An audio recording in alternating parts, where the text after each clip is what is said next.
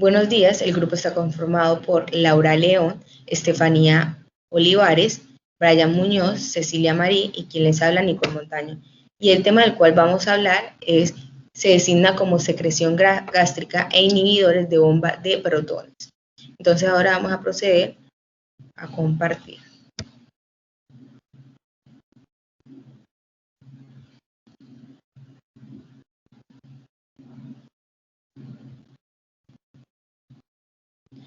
Para dar inicio a ese tema, se va a comenzar con los componentes del jugo gástrico. Entonces, la secreción gástrica, determinada como la primera fase significativa de la digestión, al exponer los alimentos a un determinado pH y al someterse a un contacto con la pepsina, lo que disocia las fibras del colágeno, y la proteólisis de las proteínas presentes en la matriz celular, incorporando acilación que se genera de la mezcla del estómago, los cuales permiten que después de ingerir los alimentos, esto se convierta en partículas más pequeñas, y también resaltar el papel que tiene el jugo gástrico como esterilizante.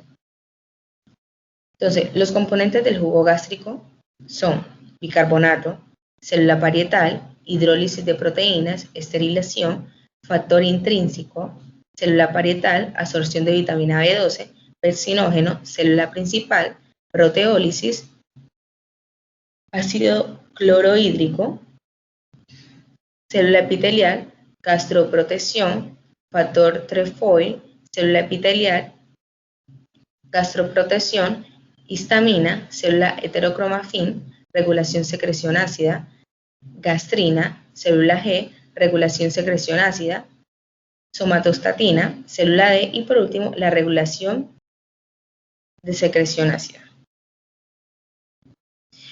Entonces, después de mencionar cada uno de los componentes, vamos a pasar a hablar sobre alguno de ellos y su función. Entonces, en primer lugar, se encuentra la pepsina. Esta es secretada por exocitosis desde las células principales como precursores inactivos del pepsinógeno, el cual se fragmenta autocolativamente por el bajo pH para producir pepsinógeno activo y tiene como función realizar la digestión de las proteínas ingeridas, especialmente aminoácidos.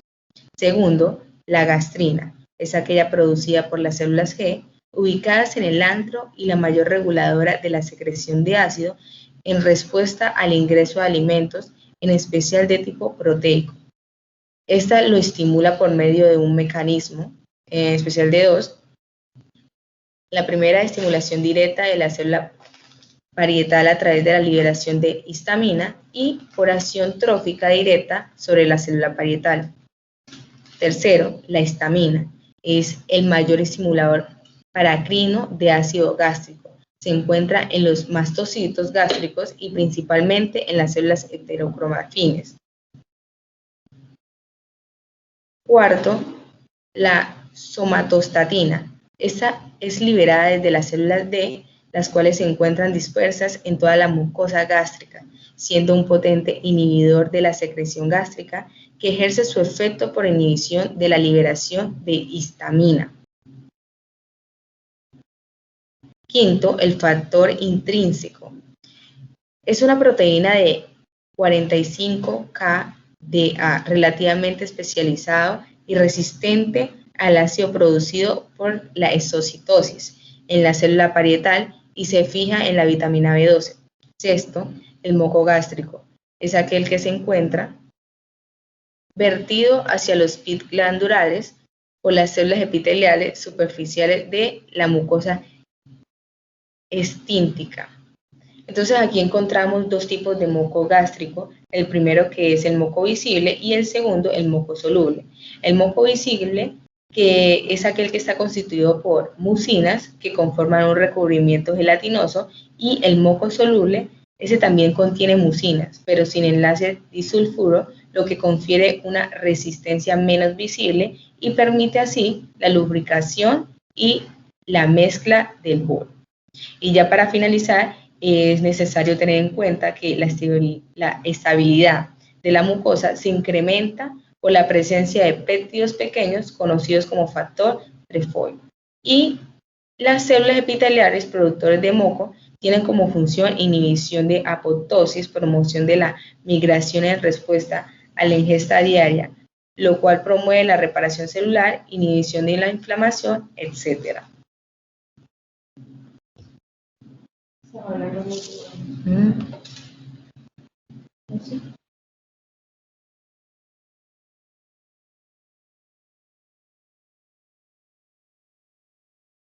Control de la secreción gástrica.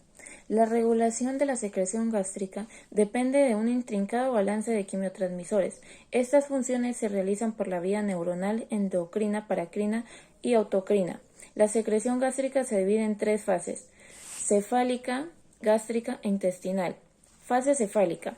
Antes de que la comida sea ingerida, el estómago es preparado para recibir el bolo alimenticio. Se activan neuronas entéricas que liberan acetilcolina y péptido liberador de gastrina.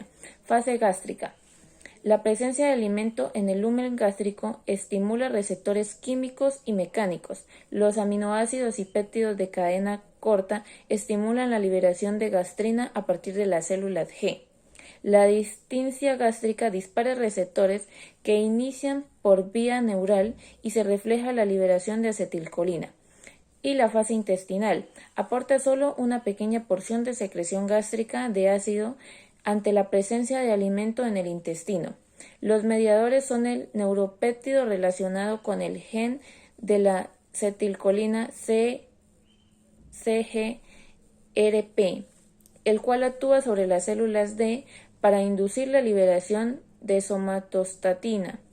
Esta fase se piensa que puede servir para esterilizar cualquier remante alimenticio gástrico y prepararlo para el siguiente alimento. La célula parietal es una célula que tiene el proceso más costoso y de mayor gasto iónico en el ser humano.